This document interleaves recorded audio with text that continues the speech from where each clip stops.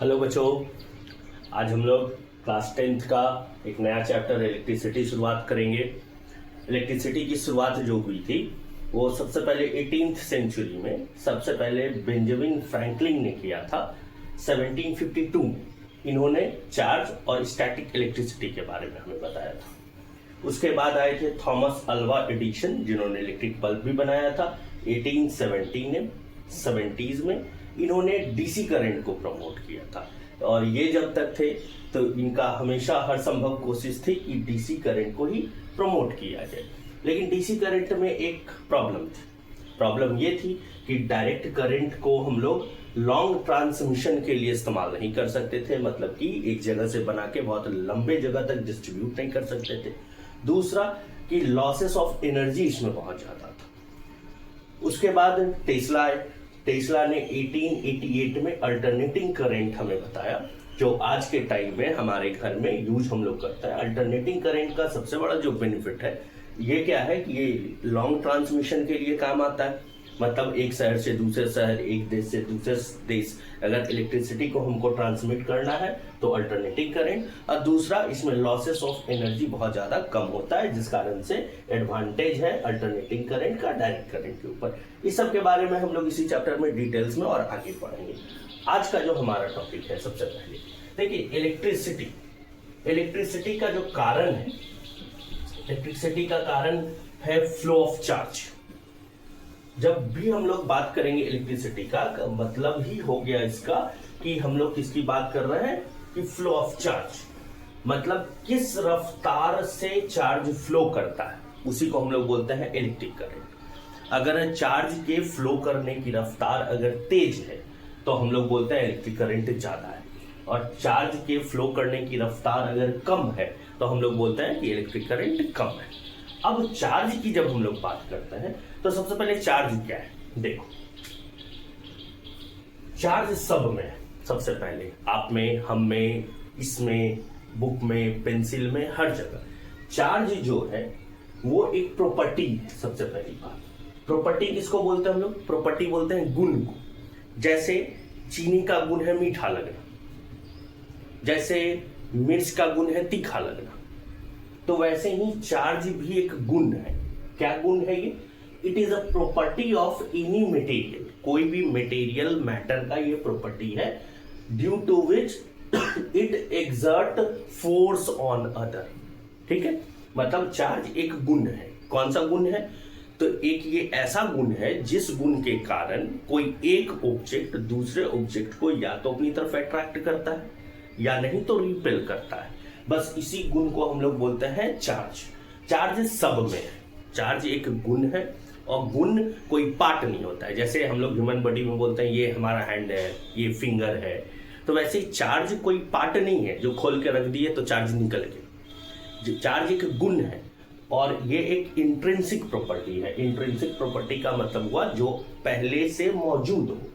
देखिए चार्ज की जब हम लोग बात करें ना, तो चार्ज कहां से आता है? सबसे पहले तो देखिए कोई भी एटम, एटम के न्यूक्लियस में होता है प्रोटॉन और न्यूट्रॉन। इसके चारों तरफ ऑर्बिट है, इस ऑर्बिट के अंदर होता है ऑर्बिटल, और उस ऑर्बिटल में होता है तो इलेक्ट्रॉन। ऑर्बिटल के अंदर क्या होता है? तो इलेक्ट्रॉन होता है। ठीक, ये हो गया। अब फ्री टू मूव कौन है? देखो प्रोटॉन और न्यूट्रॉन ये दोनों बंद है एक डब्बा में जिसका नाम है न्यूक्लियस। तो फ्री टू मूव कौन है? तो इलेक्ट्रॉन। तो जब भी हम लोग सबसे पहले फ्लो ऑफ चार्ज बोलेंगे का मतलब हो गया कि हम लोग फ्लो ऑफ इलेक्ट्रॉन की बात करेंगे, पहली चीज। अब इलेक्ट्रॉन और प्रोटॉन और न्यूट्रॉन है कहां पे? तो एटम्स में। सब कुछ पूरे ब्रह्मांड में हर चीज किससे बना है? तो एटम से बना है। अगर एटम से बना है तो उसमें चार्ज है, और चार्ज किसको बोलेंगे? ये एक गुण है जिस गुण के कारण वो दूसरे ऑब्जेक्ट को या तो अपनी तरफ खींचता है या धक्का देता है। और चार्ज के बीच लगने वाला फोर्स को हम लोग बोलते हैं इलेक्ट्रोस्टैटिक फोर्स। अब देखिए क्या है, सिंपल सी बात। चार्ज क्या है? सबसे पहले चार्ज है, इसको रिप्रेजेंट आइदर हम लोग या तो कैपिटल क्यू से करते हैं या नहीं तो स्मॉल क्यू से करते हैं। मतलब फिजिक्स में जब रिप्रेजेंटेशन की बात होगी तो चार्ज का रिप्रेजेंटेशन हम लोग आइदर कैपिटल क्यू से करेंगे या तो स्मॉल क्यू से करेंगे। ठीक है, चार्ज क्या है? ये एक प्रॉपर्टी है, गुण है। कौन सा गुण? जिस गुण के कारण ये अट्रैक्ट या रिपेल करता है दूसरे मटेरियल को, उसी को हम लोग बोलते हैं चार्ज। अब देखिए चार्ज आया कहां से, तो एटम से। एटम के अंदर कौन कौन है, तो मेनली जो हम लोग पढ़ते हैं इलेक्ट्रॉन, प्रोटॉन और न्यूट्रॉन। अगर हम लोग चार्ज की बात करें तो एक इलेक्ट्रॉन के ऊपर चार्ज होता है 1.6 इंटू 10 पे पावर माइनस 19, और चार्ज का यूनिट क्या है, तो कूलम। ठीक है, कूलम नाम के महानुभाव ने चार्ज के बारे में बताया, तो इन्हीं के नाम का रिगार्ड करते हुए चार्ज का यूनिट क्या रख दिया गया, तो कूलम। ठीक है, चूंकि इलेक्ट्रॉन निगेटिव चार्ज है तो यहां हमने साइन लगा दिया निगेटिव। प्रोटॉन पॉजिटिव है और वैल्यू सेम 1.6 इंटू 10 पे पावर माइनस 19 कूलम, और न्यूट्रॉन है नो चार्ज। जब हम लोग मास की बात करें तो एक इलेक्ट्रॉन के ऊपर का मास होता है 9.1 इंटू 10 पे पावर माइनस 31 केजी। ठीक है, प्रोटॉन की बात करें तो ये होता है हमारे पास 1.67 इंटू 10 पे पावर माइनस का 27 केजी। ठीक है, और न्यूट्रॉन की बात करें तो ये भी 1.674 इंटू 10 पे पावर माइनस 27 केजी। ठीक है, ऑलमोस्ट प्रोटॉन और न्यूट्रॉन का मास इक्वल होता है, लेकिन माइनर स्टेट में अगर हम लोग देखें तो न्यूट्रॉन जो है स्लाइटली हेवियर देन प्रोटॉन होता है। और अगर इलेक्ट्रॉन से कंपैरिजन करके हम लोग देखें तो एक इलेक्ट्रॉन के कंपैरिजन में एक प्रोटॉन का जो मास है वो अराउंड 1837 टाइम्स ज्यादा हेवियर है इलेक्ट्रॉन से। मतलब एक प्रोटॉन जो होता है वो इलेक्ट्रॉन के कंपैरिजन में 1837 गुना ज्यादा हेवियर है। अच्छा, अगर हम लोग डिस्कवरर की बात करें तो इलेक्ट्रॉन की खोज जिन्होंने की थी उनका नाम था जे थॉमसन। प्रोटॉन की जिन्होंने खोज की थी उनका नाम था गोल्डस्टीन, और न्यूट्रॉन का जिसने खोज किया था उनका नाम था जेम्स चैडविक। अब सबसे पहली बात हम लोग जानते हैं कि चार्ज आया कहां से, तो एटम से। एटम में इलेक्ट्रॉन, प्रोटॉन और न्यूट्रॉन है। एक इलेक्ट्रॉन का जितना चार्ज है उतना ही चार्ज एक प्रोटॉन का है, बस अंतर यह है कि चूंकि इलेक्ट्रॉन नेगेटिव चार्ज है तो ये हो गया नेगेटिव, और प्रोटॉन पॉजिटिव चार्ज है तो ये हो गया पॉजिटिव। अब हमने बोला कि चार्ज एक गुण है। कौन सा गुण, तो किसी भी दूसरे चीज को, दूसरे मटेरियल को अपनी तरफ खींचना या धक्का देगा। अब जैसे चार्ज है तो वो एक दूसरे को क्या करेगा, तो या तो धक्का देगा या खींचेगा, मतलब फोर्स लगाएगा, और उस फोर्स का नाम है इलेक्ट्रोस्टैटिक फोर्स। तो हमारा कहना यह है कि जैसे ये है, इसमें भी चार्ज और हम में भी चार्ज, तो ये जो मार्कर है इसको हम या अट्रैक्ट करें या रिपेल करें, बट कुछ नहीं हो रहा है। हम अगर इसको यहां पे रखें तो हम देख रहे हैं स्थिर।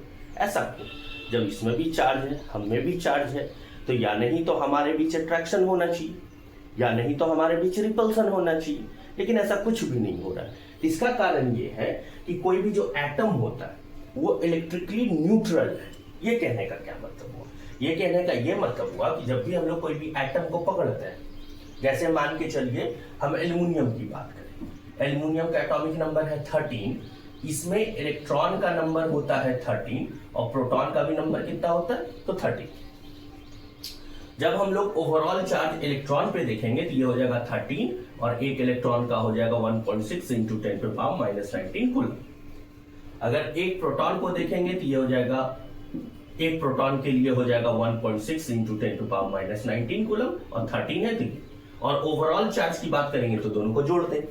अब देखिए सेम वैल्यू माइनस में, सेम वैल्यू प्लस में, तो ओवरऑल कितना हो जाएगा, 0। तो जब भी हम लोग किसी भी एटम की बात करते हैं वो एटम इलेक्ट्रिकली कैसा होता है, तो न्यूट्रल। इसका मतलब, कहने का मतलब है जब ओवरऑल किसी ऑब्जेक्ट की आप बात करें, तो जैसे इसकी बात अगर हम लोग करें तो इसमें जितने इलेक्ट्रॉन्स हैं उतने ही प्रोटॉन्स हैं, which makes the things neutral. इसी कारण से ये ना ही हमारे तरफ अट्रैक्ट हो रहा है और ना ही रिपेल हो रहा है। जब तक चार्ज डिस्टर्ब नहीं हो, डिस्टर्ब नहीं हो का मतलब है किसी के ऊपर पॉजिटिव या निगेटिव वैल्यू ना आए, तब तक कोई भी ऑब्जेक्ट दूसरे ऑब्जेक्ट को अट्रैक्ट नहीं करेगा। ठीक है ये बात। अब देखिए नॉर्मली जब हम लोग चार्ज की बातें करते हैं तो चार्ज सबसे पहले एक स्केलर क्वांटिटी। स्केलर क्वांटिटी कहने का मतलब है कि चार्ज में सिर्फ मैग्नीट्यूड होता है, चार्ज का कोई भी डायरेक्शन नहीं होता है। जैसे आप मास की बात करो तो जैसे लेट सपोज आप मार्केट गए, मार्केट में एक हाथ में आपने 2 किलो चीनी खरीदा, एक हाथ में 3 किलो आलू खरीदा। आपसे पूछा जाए कि आपने टोटल कितना मास है आपके पास, तो आप कहोगे 3 + 2 5। तो 3 + 2 5 का जो एडिशन है, इसी एडिशन को हम लोग बोलते हैं स्केलर सम। स्केलर का मतलब होता है नॉर्मल मैथमेटिक्स का जोड़, जो हम लोग common day to day life में यूज करते हैं।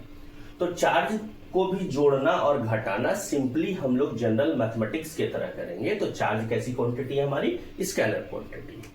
चार्ज का जो यूनिट है, एसआई यूनिट, ये है कूलम।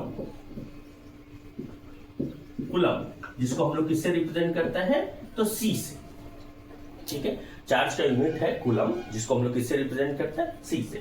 अब कूलम कोई छोटा यूनिट नहीं, कूलम काफी बड़ा यूनिट है। जैसे हम लोग दूसरा यूनिट यूज करते हैं 1 mc। स्मॉल m रिप्रेजेंट मिली और c रिप्रेजेंट कूलम। 1 मिली कूलम। जब भी मिली लगाएंगे तो हम लोग लगा देंगे 10⁻³ कूलम। ये सब न्यूमेरिकल्स में बहुत ज्यादा यूज हो। एक होता है 1 माइक्रो कूलम। माइक्रो कूलम का मतलब हो गया 10⁻⁻6 कूलम। ठीक है, एक सबसे ज्यादा यूज जो न्यूमेरिक में होगा वो होगा मिली कूलम और माइक्रो कूलम। मिली का मतलब हो गया 10⁻³ कूलम और माइक्रो का मतलब हो गया 10⁻6 कूलम। ठीक है, और आप जान रहे होंगे ये सब कि like charge repel each other. मतलब जो लाइक चार्ज होता है, लाइक चार्ज का मतलब एक तरह का जो चार्ज होता है, लेट सपोज जैसे एक प्लस है दूसरा प्लस है, तो ये दोनों चार्ज एक दूसरे को क्या करेगा? तो रिपेल करेगा। दूसरी बात, अनलाइक चार्ज अगर हो तो ये एक दूसरे को क्या करेगा? Attract each other.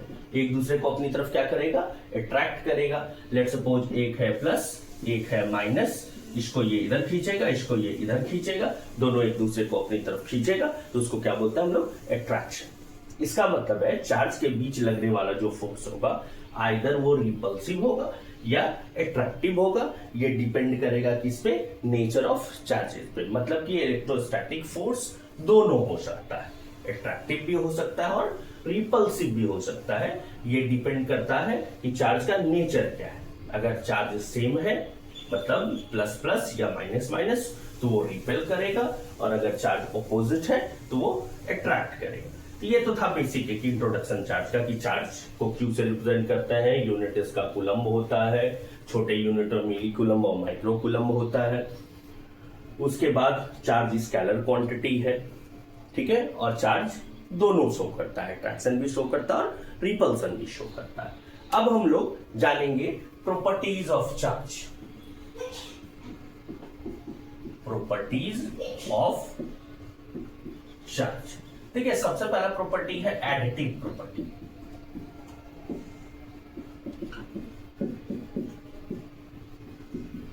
Additive property देखो, अभी तुरंत हमने बोला कि चार्ज कैसी क्वांटिटी है, तो चार्ज एक स्केलर क्वांटिटी है।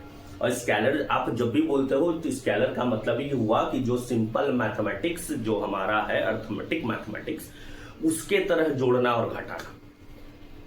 तो charge simply add up like simple integers. इसी प्रॉपर्टी का नाम है एडिटिव प्रॉपर्टी। एडिटिव प्रॉपर्टी का मतलब हुआ कि charge add up like simple integers. जैसे फॉर एग्जांपल मान लीजिए आपके पास एक चार्ज है 4 कूलम्ब का, एक चार्ज है -2 कूलम्ब का और एक चार्ज है 5 कूलम्ब का। आपसे हमने पूछा क्यू नेट बताओ। क्यू का मतलब है चार्ज, नेट का मतलब है टोटल वैल्यू, मतलब टोटल चार्ज का वैल्यू आप बताओ। तो आप कहोगे कुछ नहीं, 4 कूलम्ब, और नेट का मतलब होता है टोटल। टोटल कैसे निकालते हैं? तो जोड़ के, तो जोड़ते हैं इसको, प्लस और माइनस का 2 कूलम्ब और प्लस का 5 कूलम्ब। ये हो गया 4 कूलम्ब प्लस माइनस -2 कूलम्ब और प्लस का 5 कूलम्ब।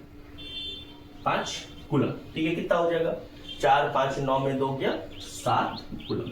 आप देख रहे हो कि इसमें जो हमने जोड़ा है चार्ज को सिंपल एक मैथमेटिक्स के जोड़ की तरह जोड़ा है।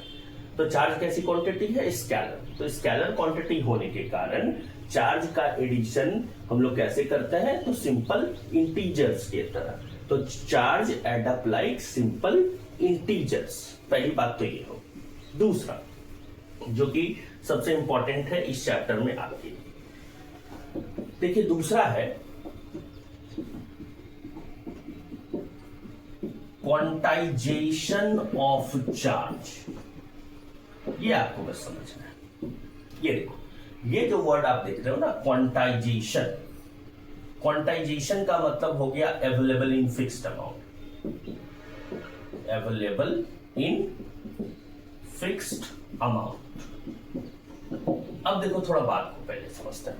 अच्छा, लेट सपोज हमने बोला कि सबसे छोटा कॉइन जो इंडिया में चल रहा है, ठीक है, मतलब इंडिया में जो वैलिड है करेंसी सबसे छोटा वो है 1 रुपया, और आप है ए पर्सन और ये रहा एक बी पर्सन आपका फ्रेंड।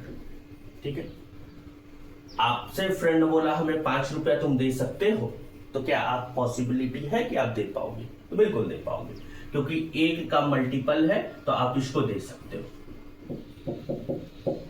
अच्छा, आपसे कोई बोले कि इसको हमको देना है लेट सपोज 48 रुपीज, क्या पॉसिबल है, बिल्कुल है। ठीक है, क्योंकि 1 का मल्टीपल है 48। मान लीजिए आप क्या करोगे, 10 का 4 नोट दे दिए, 5 का 1 दे दिए, 1 रुपया का 3 दे दिए, या 2 का 1 रुपया का। ठीक है, मतलब पॉसिबल। अच्छा, आपसे बोला जाए कि आप इस इंसान को 4.5 रुपया दो, क्या ये पॉसिबल है, नहीं, क्योंकि कोई भी पॉसिबिलिटीज क्या होगा, सबसे छोटा अगर 1 है तो जब भी आप किसी को दोगे तो वो किसके मल्टीपल में दोगे, 1 के मल्टीपल में। 1 दे सकते हो, 2 4 5 10 50 50,000 50 लाख 50 करोड़ कुछ भी चलेगा, लेकिन ऑलवेज वो किसके मल्टीपल में होगा, 1 के मल्टीपल में होगा। लेट सपोज आपके क्लासरूम में आप लोग नंबर ऑफ स्टूडेंट जब काउंट करते हो, लेट सपोज आपके क्लासरूम में आप लोग बैठे हैं, क्या कभी आपने सुना है कि there are 32.5 student present in the class? आप या तो 32 बोलोगे या तो 33 बोलोगे। तो अवेलेबल इन फिक्स्ड अमाउंट कहने का ये मतलब हुआ कि चार्ज में भी देखिए क्या है ना, कि जो सबसे smallest charge that can exist independently is charge on an electron। मतलब सबसे छोटा चार्ज जो अकेले रूप से पाया जा सकता है वो है 1 इलेक्ट्रॉन के ऊपर का चार्ज, जो कि कितना होता है, जो कि हमको मालूम है, ये है 1.6 इंटू 10⁻⁻19 कूलम।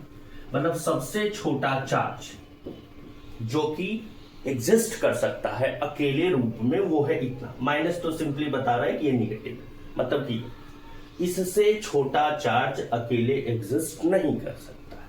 मतलब कहने का मतलब है कि जब भी आप एक ऑब्जेक्ट से दूसरे ऑब्जेक्ट में ट्रांसफर करोगे इलेक्ट्रॉन, तो वो हमेशा इलेक्ट्रॉन के मल्टीपल में होगा। मतलब कहने का मतलब है जैसे एक बडी है ए, एक बडी है बी, तो ए से बी में अगर आपको बोला जाए 4 इलेक्ट्रॉन को ट्रांसफर करना है, इज इट पॉसिबल? तो यस, नो इशू, क्योंकि सबसे छोटा चार्ज कौन है, 1 इलेक्ट्रॉन, तो हम लोग 4 इलेक्ट्रॉन दे सकते हैं। ओके, आपसे बोले कि इससे इसमें आपको 50 इलेक्ट्रॉन ट्रांसफर करना है, क्या पॉसिबल है? तो बिल्कुल, क्योंकि सबसे छोटा है 1 इलेक्ट्रॉन, तो 1 2 5 10 50 पॉसिबल। अगर हम बोले कि ए से बी में आप हमको जो है 2.5 इलेक्ट्रॉन ट्रांसफर करो, क्या पॉसिबल है? नहीं। वाई? बिकॉज सबसे छोटा जो चार्ज अकेले पॉसिबिलिटीज है जिसको रहने की, वो कौन सा है? तो 1 इलेक्ट्रॉन। तो जब सबसे छोटा ही 1 है, तो या तो हम 1 ट्रांसफर करें, या 2 करें, या 3 करें। क्या हम लोग 2.5 कोई भी फ्रैक्शन उल्लू जुल्लू वाला चार्ज क्या हम लोग एक जगह से उठा के दूसरी जगह तक दे सकता है? तो नहीं दे सकता है। अब देखिए, तो जब भी हम लोग ट्रांसफर करेंगे एक बडी से दूसरे बडी में, अगर एक इलेक्ट्रॉन करेंगे, मान लो ये एक बडी है ए, ये एक बडी है बी, इससे हमने इसको एक इलेक्ट्रॉन चार्ज दिया, मतलब एक इलेक्ट्रॉन को ट्रांसफर किया, तो हमने कितना चार्ज ट्रांसफर किया? तो ये देखो एक, और एक इलेक्ट्रॉन के ऊपर 1.6 इंटू 10⁻⁻19 कूलम। ओके, अगर हमने लेट सपोज हम बोले कि इससे इसमें हमने 18 इलेक्ट्रॉन ट्रांसफर किया, तो बताओ कितना चार्ज ट्रांसफर किए? तो Q इज इक्वल टू 18 और एक इलेक्ट्रॉन के ऊपर का 1.6 इंटू 10⁻⁻19 कूलम। ओके, अच्छा इससे इसमें हमने बोला n इलेक्ट्रॉन ट्रांसफर किए, n कोई भी नंबर हो सकता है, any number, 5, 50,000, 50 lakh, 50 crore, any कोई भी number.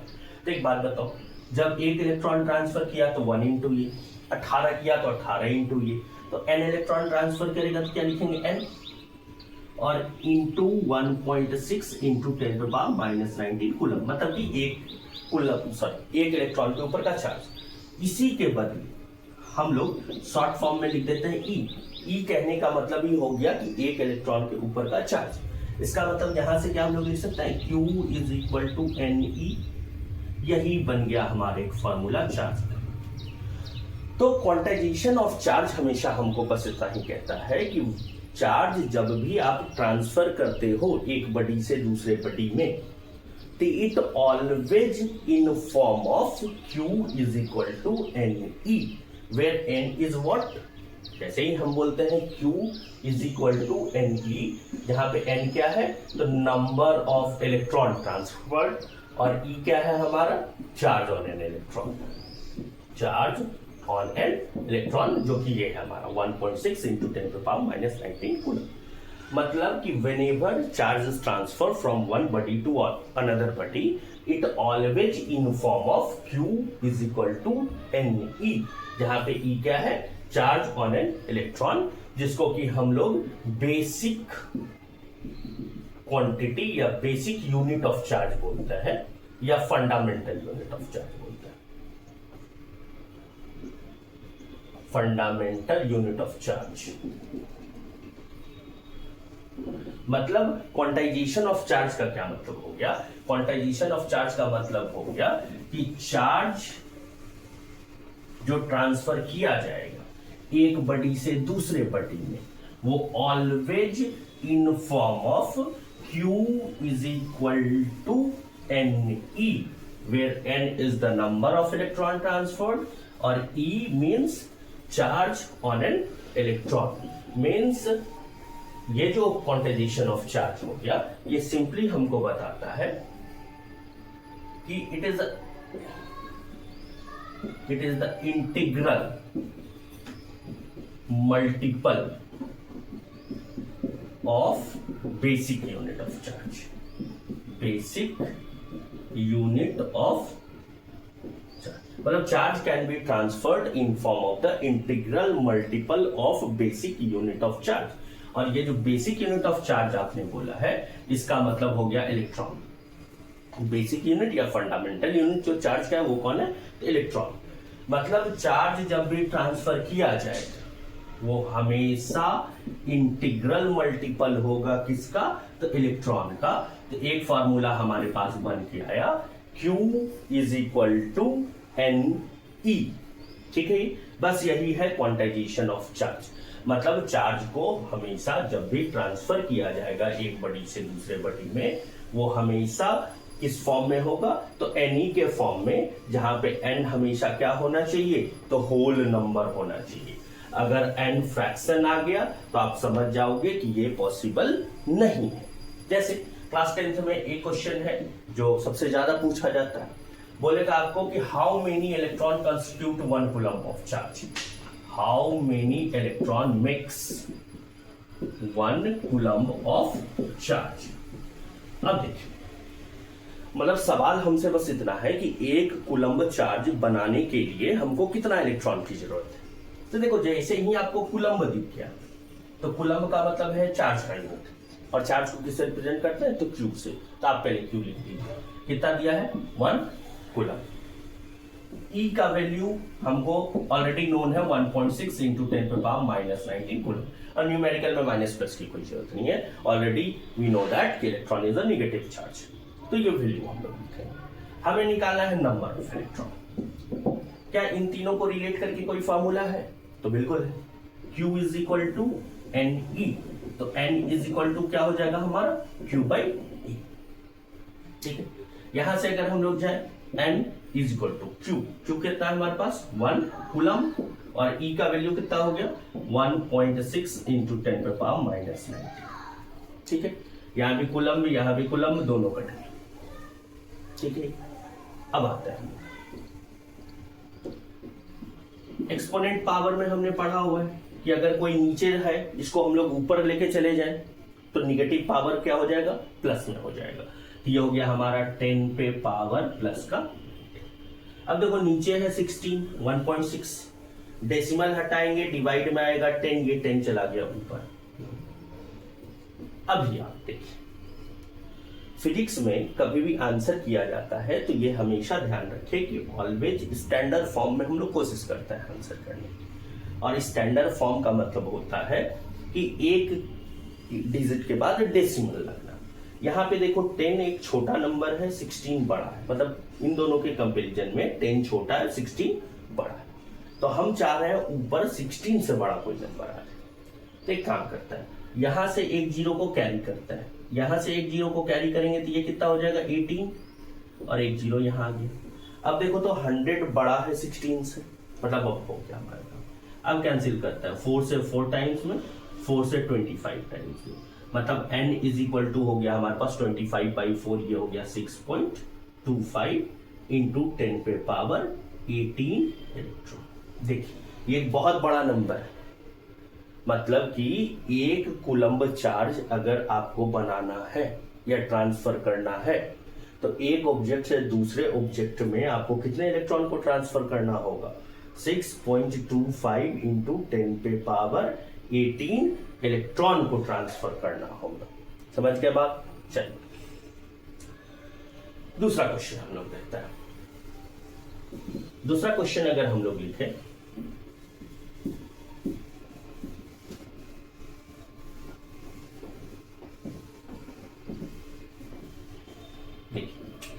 Is it possible to transfer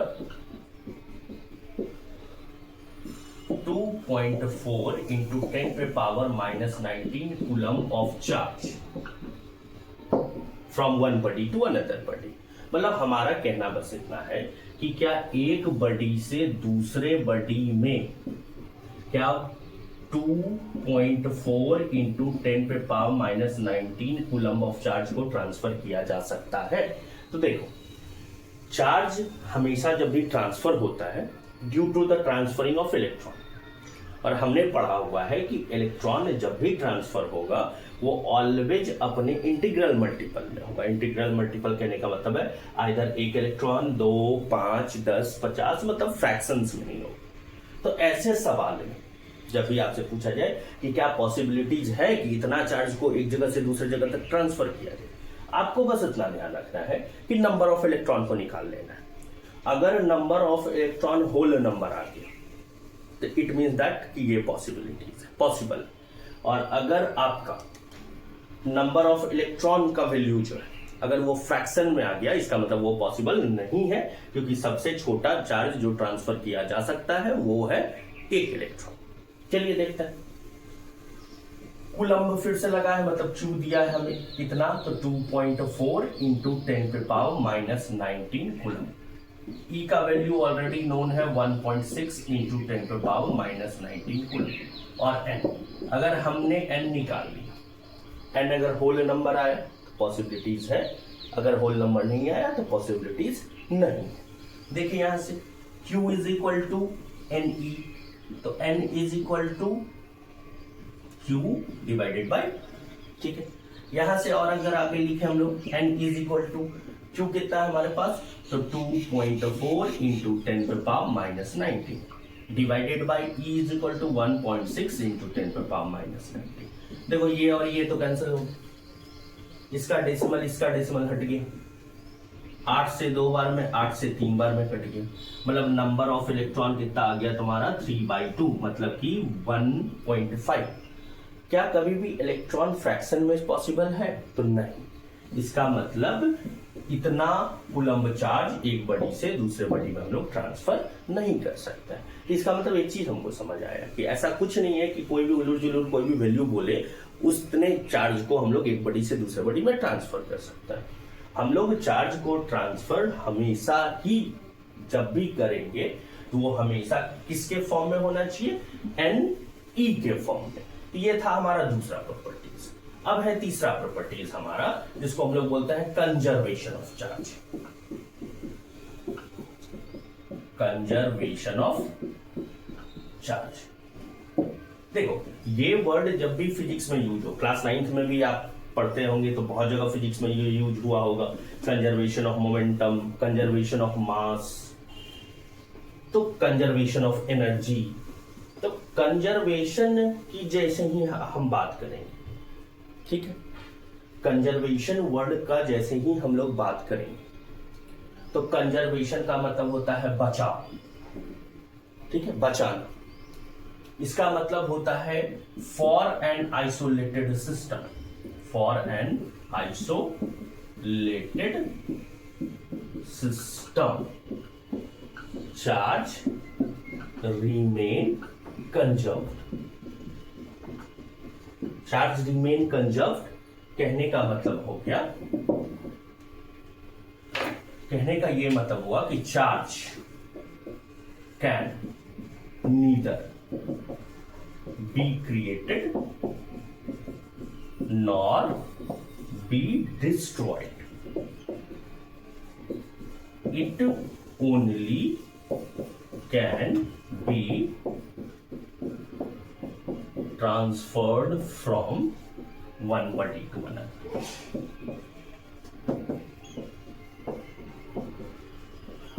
देखो मतलब कहने का मतलब ये हो गया कि किसी भी आइसोलेटेड सिस्टम, अब आइसोलेटेड का मतलब समझो।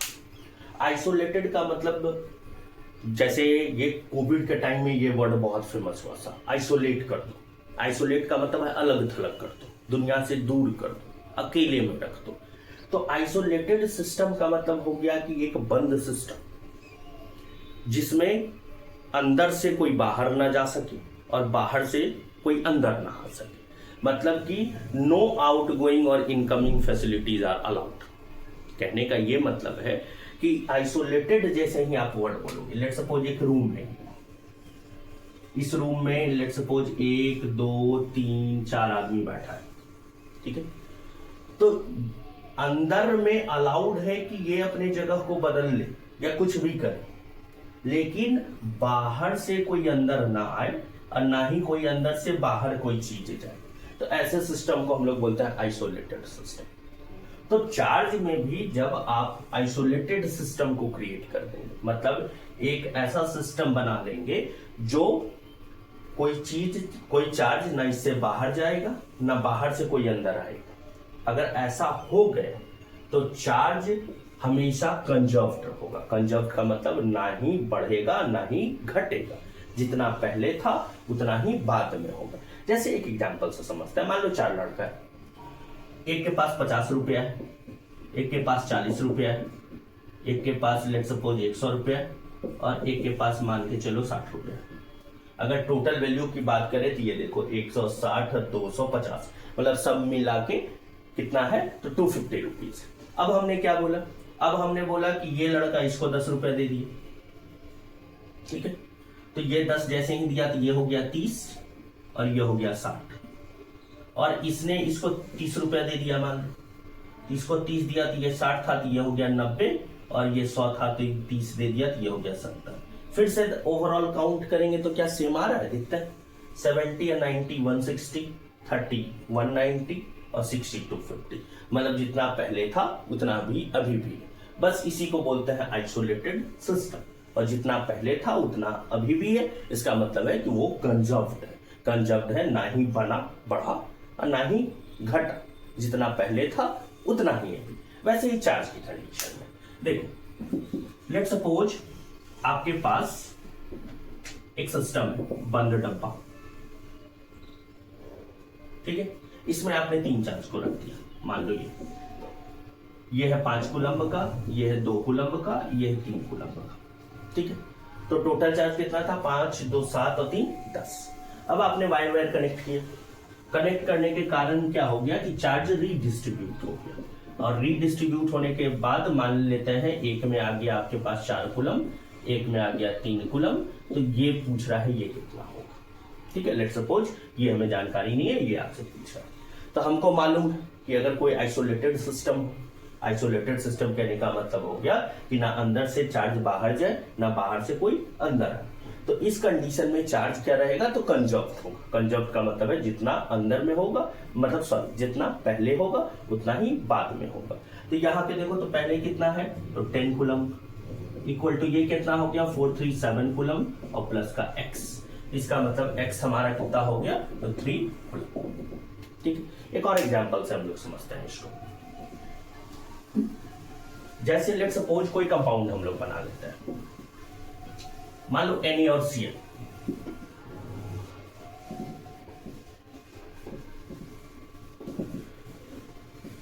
लेट्स सपोज हमने एक कंपाउंड बनाया है Na और Cl। सबसे पहले देखते हैं क्लोरीन का एटॉमिक नंबर 17 और सोडियम का क्या। सोडियम की बात करें तो इसका कॉन्फ़िगरेशन 2 8 और 1, और क्लोरीन की बात करें तो 2 8 और 7। अभी अगर इसमें हम लोग ऊपर वाले में प्रोटॉन और इलेक्ट्रॉन लिखना चाहते हैं, तो देखो atomic number is equal to होता है नंबर ऑफ प्रोटॉन, और जितना प्रोटॉन उतना ही इलेक्ट्रॉन।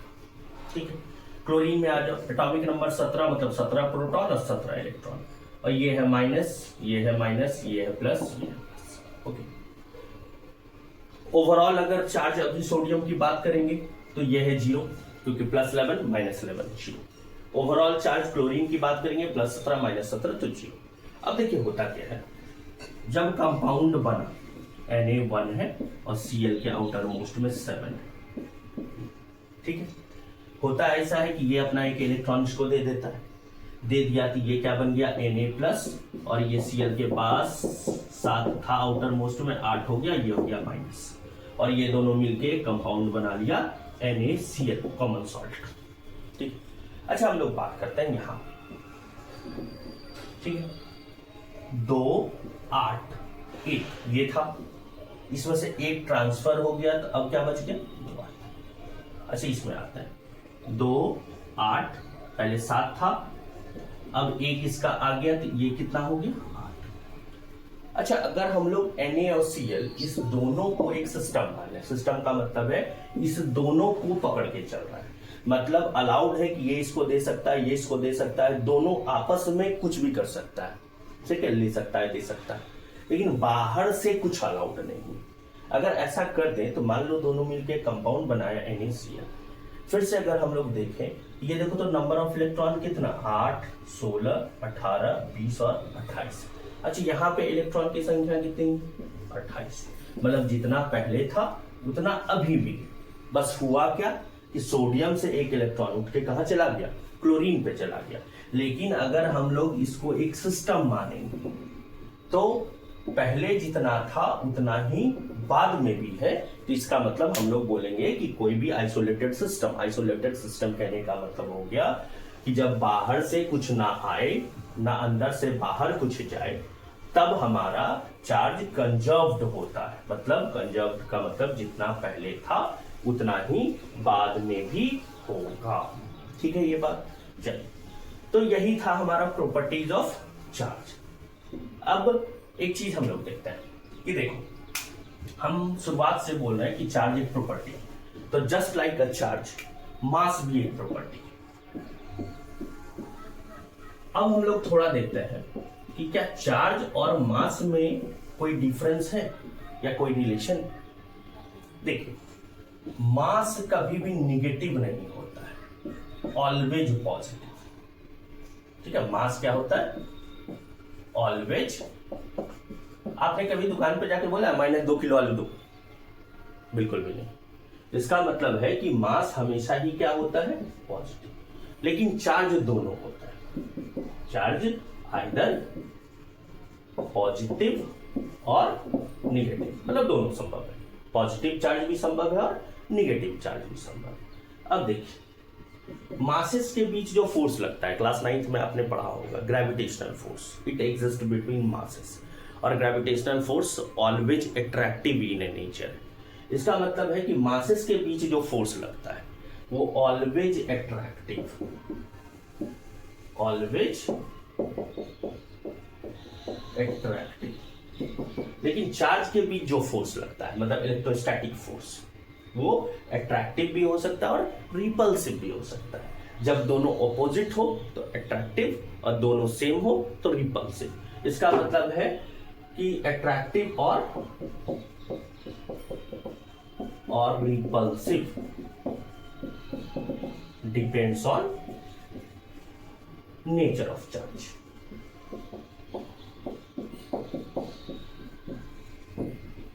ठीक है, अभी आपने पढ़ा कि चार्ज कंजर्व्ड होता है, ठीक है, चार्ज रिमेन कंजर्व्ड।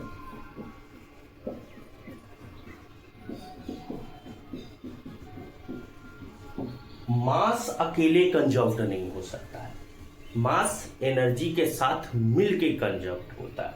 तो ये इसमें हम लोग क्या लिखेंगे, मास या it can't be conserved alone, क्योंकि मास किसमें कन्वर्ट होना शुरू हो जाता है, एनर्जी में। तो मास अकेले कंजर्व्ड नहीं होता है, लेकिन चार्ज अकेले कंजर्व्ड होता है। ठीक है, अभी अगर हमने तुरंत पढ़ा है कि चार्ज क्वांटाइज्ड होता है। क्वांटाइज कहने का मतलब है कि always available in fixed amount, और वो फिक्स्ड अमाउंट क्या है, in form of integral multiple of electron. Mass में ऐसा कुछ नहीं। आप चीनी खरीदने जाते हो तो 2.5 kg चीनी नहीं खरीदते, बिल्कुल खरीद सकता है। आप टमाटर खरीदने जाते हो तो 250 ग्राम, 200 ग्राम, 100 ग्राम, काजू खरीदते हो 100 ग्राम, 50 ग्राम अवेलेबल। मतलब कि मास कंजर्व्ड नहीं हो, सॉरी क्वांटाइज्ड नहीं होता है। कोई जरूरी नहीं है कि ये क्वांटाइज हो, लेकिन charge always available in fixed amount. इसमें कोई भी अमाउंट संभव नहीं, लेकिन मास में सारा अमाउंट संभव है, कि ये नॉट क्वांटाइज्ड। ठीक है, एक और देखते हैं। देखिए, वेलोसिटी बढ़ाने या घटाने से चार्ज को कोई लेना देना नहीं। ठीक है, इट डज नॉट डिपेंड या it does not changes with velocity. ठीक है, it's value does not affected by velocity. मतलब वेलोसिटी कोई भी ऑब्जेक्ट है, उसको तेज चलाने से, धीरे चलाने से चार्ज के अमाउंट पे कोई फर्क नहीं पड़ता, लेकिन मास में पड़ता है। देखिए,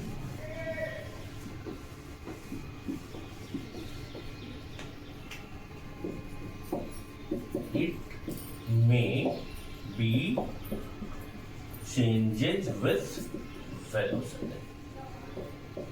देखिए, एक हमारा क्वांटम फिजिक्स के अंदर एक फॉर्मूला है, m is equal to m not 1 minus v square by c square under. ठीक है, जहां पे ये जो आप देख रहे हो ये है रेस्ट मास।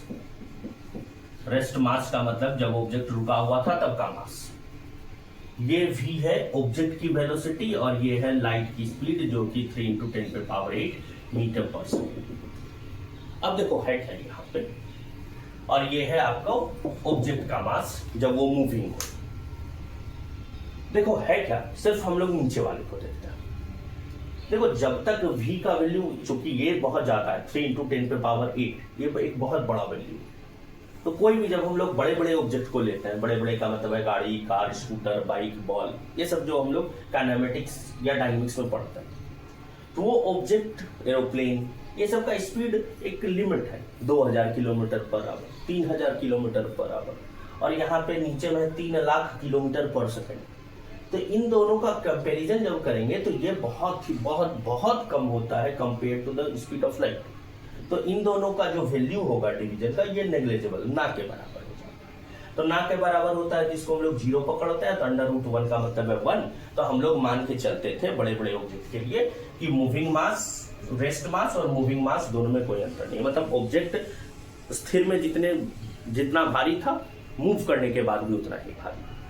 लेकिन जब इलेक्ट्रॉन के केसेस में आएंगे, अल्फा बीटा गामा के केसेस में आएंगे, तो इस v का जो स्पीड है ये अराउंड 10 पे पावर 6 10 पे पावर 7 तक जाता है। ठीक, अब देखो तो यहां है 10 पे पावर 8, ऊपर आ जाएगा 10 पे पावर 6 और 7, तब तो ये नियरली क्लोज वैल्यू। अब क्लोज वैल्यू है तो इसका कुछ ना कुछ एक वैल्यू तो आएगा, ठीक है। और एक में अगर कुछ चीज कम करेंगे तो वो क्या हो जाएगा, लेस देन 1। नीचे में अगर लेस देन 1 मतलब 1 होगा तब तो ये दोनों इक्वल, और अगर लेस देन 1 हो, मान लो, चलो एक एग्जांपल से आपको बताते हैं। लेट्स सपोज फॉर एग्जांपल हम लोग पकड़ लेते हैं v का वैल्यू, मान लो 3 इंटू 10 पे पावर 6, या चलो 7 पकड़ 10 पे पावर 7, ठीक। अच्छा ये देखो तो फिर v square by c square अगर हम लोग करते हैं, ठीक है, यह एक काम करते हैं। आप मान लो कि ये दोनों को डिवाइड करने के बाद जो वैल्यू आया वो आ गया 0.5, ठीक। अच्छा अंडर रूट अगर 1 करें, माइनस का 0.5 करें, ये अंडर रूट कितना होगा, 0.5, ठीक है। अगर ये अंडर रूट 0.5 हो गया का मतलब है 5/10 अंडर रूट। अच्छा यहाँ पे देखो तो अंडर रूट ये अगर ये ओवरऑल वैल्यू इसका अंडर रूट 5/10 आ रहा है, इसका ओवरऑल वैल्यू कितना आ रहा है हमारे पास, अंडर रूट 5/10, तो ये 10 रूट के ऊपर जाएगा। इसका मतलब m इज इक्वल टू मेरे पास हो जाएगा under root 10 divided by under root 5, और ये रेस्ट मास। अब देखो तो न्यूमरेटर ज्यादा हो गया और डिनोमिनेटर कम हो गया, तो ओवरऑल ये तो रेस्ट मास पहले था, इन दोनों का वैल्यू जो है ये क्या हो गया, मोर देन 1 हो गया। अगर मोर देन हो गया 1, इसका मतलब मास क्या होगा, बढ़ जाएगा। तो बस इतना आपको ध्यान देना है कि चार्ज वेलोसिटी के साथ इफेक्टेड नहीं होता है, मतलब वेलोसिटी को आप कितना भी बढ़ा लें, चार्ज में कोई दिक्कत नहीं होने वाली है। लेकिन मास के साथ समस्या है। जब हम लोग बड़े बड़े ऑब्जेक्ट की बात करते हैं तो बड़े बड़े ऑब्जेक्ट का मतलब होता है कि बड़ा ऑब्जेक्ट जो काइनेमेटिक्स में हम लोग यूज करते हैं उसकी मैक्सिमम स्पीड 2000, 3000, 4000, 5000 किलोमीटर तक होती है, जो कि लाइट के कंपैरिजन में बहुत ज्यादा कम है। तो इन दोनों का वैल्यू नेग्लिजिबल हो जाता है, ना के बराबर हो जाता है। और जब इन दोनों का वैल्यू ना के बराबर अगर हो जाएगा तो हम लोग इसको कंसिडर 0 कर लेंगे, तो अंडर रूट 1 मतलब 1, मतलब कि जो रेस्ट मास है वही मूविंग ऑब्जेक्ट का भी मास है। लेकिन जैसे ही हम लोग क्वांटम फिजिक्स में जाएंगे तो ये v का वैल्यू जो है वो नियरली आसपास लाइट के हो जाता है, और जब ये दोनों आसपास हो जाए तो इसका कुछ ना कुछ वैल्यू तो बने, और एक में अगर कोई चीज कम हो रहा है मतलब एक से कम, और वो डिनोमिनेटर में, इसका मतलब ओवरऑल वैल्यू क्या होगा, तो बढ़ जाएगा। ओवरऑल वैल्यू बढ़ जाने का मतलब है मास क्या हो जाएगा, तो बढ़ जाएगा, ठीक है। मतलब हमको समझ आया कि चार्ज और मास में डिफरेंस क्या है, कि मास जो है सबसे पहले ऑलवेज पॉजिटिव, क्योंकि निगेटिव में हम लोग ये कभी नहीं बोलते हैं कि माइनस का 3 किलो संतरा ले, लेकिन चार्ज दोनों होता है, निगेटिव भी होता है पॉजिटिव भी होता है। मास कंजर्व्ड अकेले नहीं हो सकता है, क्योंकि मास एनर्जी में कन्वर्ट होना शुरू हो जाता है, ठीक है। तो मास को अगर कंजर्व करना है तो अलॉन्ग विथ एनर्जी कंजर्व करना होगा, लेकिन चार्ज अकेले कंजर्व होता है। तीसरा है क्वांटाइजेशन ऑफ चार्ज, मतलब चार्ज जब भी ट्रांसफर होगा वो हमेशा एक फिक्स्ड वैल्यू में ही ट्रांसफर होगा। ऐसा कोई नहीं है कि कोई भी रैंडम वैल्यू चार्ज का एक ऑब्जेक्ट से दूसरे ऑब्जेक्ट में ट्रांसफर, लेकिन मास में हर वैल्यू संभव है।